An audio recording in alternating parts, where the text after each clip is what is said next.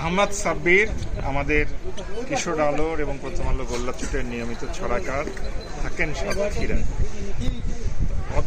অপূর্ব একটা বই বেরিয়েছে, ভাড়াটিয়া হলুটিয়া। এই দেখেন বইটা, ভাড়াটিয়া হলুটিয়া। টিয়ার সাথে ভাড়াটিয়ার মধ্যে যে একটা টি আছে, এটা আমি খেয়াল করি না।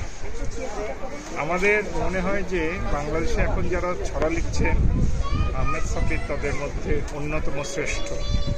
তো আমি বলছিলাম যে লুৎফর রহমান রিটনের পরে সম্ভবত তিনি বেস্ট ছড়াকার। উৎকর্ষ বিচার তো এক দুই করে হয় না, আর একাধিক ভালো ছড়াকার নিশ্চয়ই আছেন। আমি একটা ছড়া র্যান্ডম পড়ে শুনি।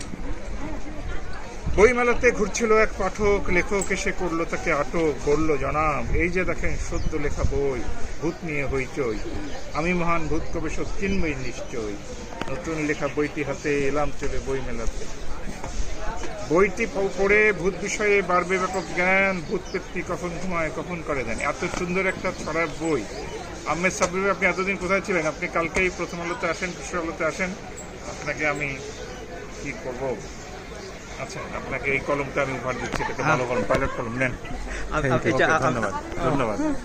ঠিক আছে, ওকে।